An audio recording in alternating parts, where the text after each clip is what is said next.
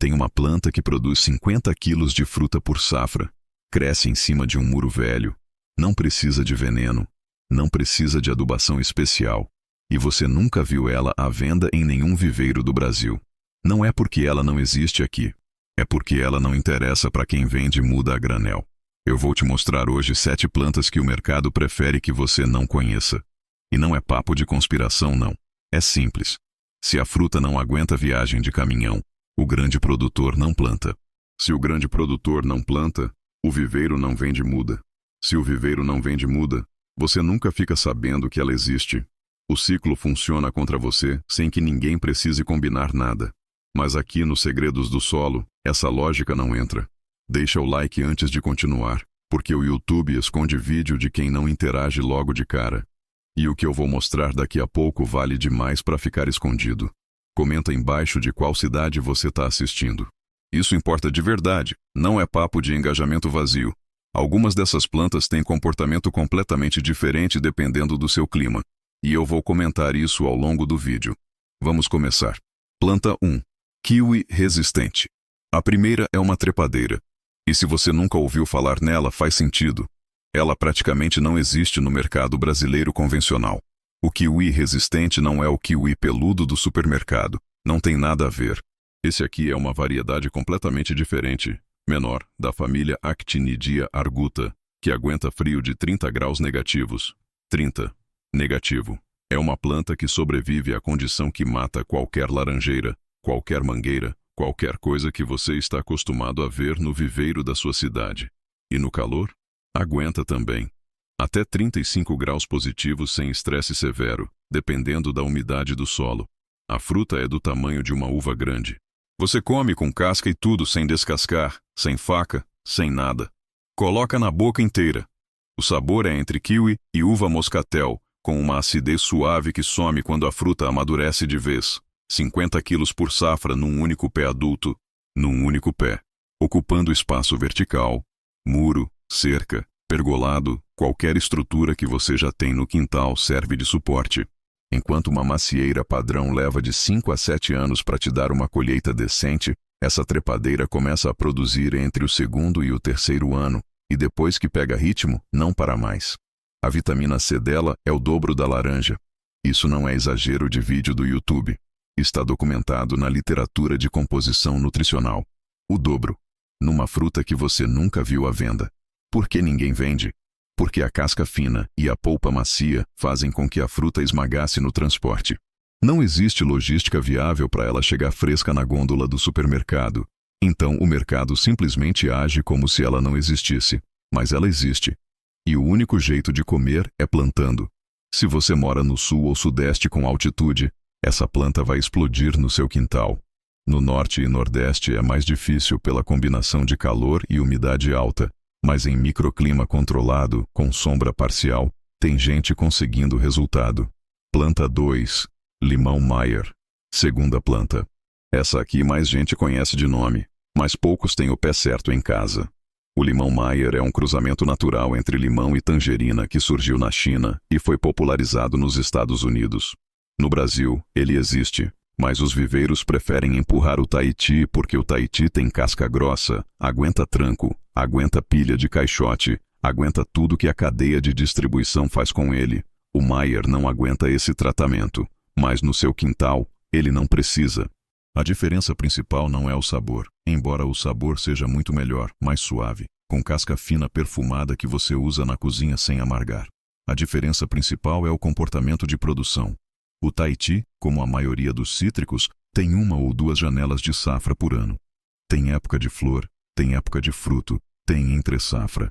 O Meyer não. O Meyer é reflorescente. Enquanto você está colhendo os limões maduros de uma parte da planta, outra parte já está soltando flor nova. O ciclo não para. Na prática, você tem produção durante os 12 meses do ano. Compacto. Dá em vaso grande sem problema. Precisa de vaso de pelo menos 50 litros e substrato com boa drenagem. Mas funciona. Para quem mora em apartamento e tem sacada com sol, essa é uma das poucas opções reais de planta frutífera produtiva em espaço urbano. No norte do Brasil, o calor excessivo pode reduzir a produção em alguns períodos, mas não mata a planta. No sul, aguenta geada leve. É uma das mais adaptáveis dessa lista. Planta 3. Arônia. Terceira. Essa aqui é onde a maioria das pessoas vai pausar o vídeo e pesquisar no Google, porque o nome não é familiar. Arônia. Aronia melanocarpa. Chamada nos Estados Unidos de chokeberry. Um nome horroroso que não faz justiça para ela. É um arbusto. 2 metros de altura no máximo, geralmente menos. Ideal para fazer cerca viva produtiva naquele espaço lateral do terreno que não serve para nada. Não precisa de solo rico. Não precisa de irrigação frequente. Aguenta geada pesada, aguenta seca prolongada, e quando você olha para o galho na época de produção, ele está vergando de tanto peso de fruto. O nível de antioxidante da arônia é o dobro do mirtilo. Do mirtilo que o mundo inteiro chama de superfruta, que você paga caro no mercado especial, que vem importado e congelado. O dobro. A fruta é escura, quase preta, levemente adstringente quando come pura. Combina com mel, com iogurte, com sucos, com geleia. Quem acostuma, não larga. Por que não tem nos viveiros? Olha, planta que não morre não gera recompra.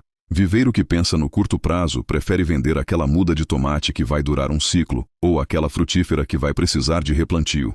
Arônia estabelecida dura décadas. Não interessa. Mas interessa para você. Planta 4. Framboesa negra. Quarta. E aqui preciso ser direto antes de continuar. Não é amora. Não é a mesma coisa. A framboesa negra, Rubus occidentalis, é uma espécie própria. Diferente da framboesa vermelha comum, diferente da amora silvestre que nasce em terreno baldio, as raízes dela são significativamente mais profundas que as da vermelha, o que muda completamente a absorção de nutrientes do solo. O resultado aparece no sabor, 2 vezes mais intenso. A concentração de antocianinas, que são os compostos escuros responsáveis por boa parte dos benefícios das frutas vermelhas, está muito acima das variedades de coloração mais clara. Ela cresce em arco, os ramos curvam naturalmente até tocar o solo, e quando tocam, enraizam por conta própria.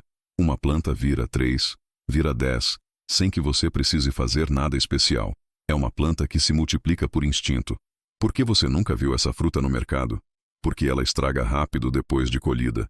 Não existe janela de transporte viável.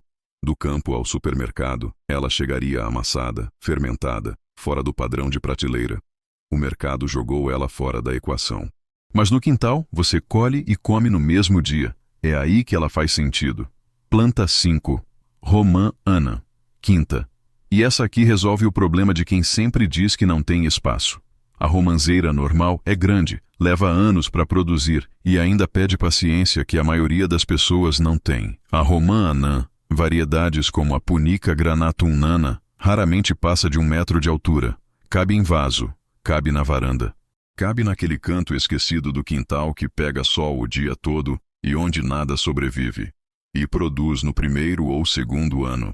Enquanto a romanzeira comum pode levar de 4 a 5 anos para dar fruto com regularidade, a anã já aparece com frutos no 2º ano em boas condições de cultivo. Aguenta seca, aguenta solo ruim, aguenta sol direto intenso. É das plantas mais resistentes dessa lista, e a fruta tem um perfil nutricional que qualquer um que se preocupa com saúde deveria conhecer melhor. Para quem mora no Nordeste, essa é especialmente para você. O clima seco e quente que castiga outras frutíferas é exatamente o ambiente onde a romã anã prospera. Planta 6. Amora sem espinho. Sexta. Essa aqui é a que resolve o trauma de quem já tentou colher amora e voltou com os braços parecendo que passou por arame farpado. A amora sem espinho não é transgênica. Não é modificação genética no sentido industrial. São variedades selecionadas ao longo de décadas de melhoramento convencional que perderam os espinhos naturalmente. Os ramos são macios. Você passa a mão sem medo. E produz mais. Por um motivo simples e direto. A energia que a planta usaria para criar espinho de defesa vai toda para a produção de fruta. O resultado são cachos maiores, frutas mais suculentas, colheitas sem sofrimento. É trepadeira. Cobre muro, cobre cerca velha. Cobre estrutura de madeira. Onde você tiver uma superfície vertical que quer esconder ou revitalizar, a amora sem espinho faz isso enquanto te alimenta. Planta 7. Figo anão. Sétima. A que eu deixei por último porque é a que mais surpreende quem nunca ouviu falar. Figueira normal você conhece. Aquela árvore que cresce até 8, 10 metros, que as raízes levantam calçada, que ocupa o quintal inteiro e ainda assim demora anos para produzir com consistência. O figo anão existe exatamente no polo oposto.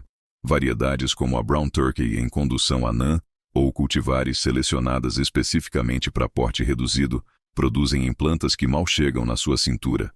Cabe em vaso de 40, 50 litros. Produz 2 safras por ano, a brotar, que vem nos galhos do ano anterior, e a principal, que vem nos galhos novos. 2 vezes. O figo é uma das frutas mais fáceis de cultivar que existe.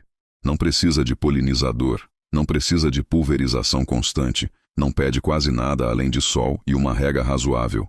Num vaso na sacada com orientação correta, você tem figos maduros 2 vezes por ano. Semana que vem eu mostro como multiplicar cada uma dessas plantas usando estaquia. Você pega uma planta e transforma em 10, sem gastar nada. Ativa o sininho para não perder. Comenta embaixo qual das 7 você vai plantar primeiro. Quero saber.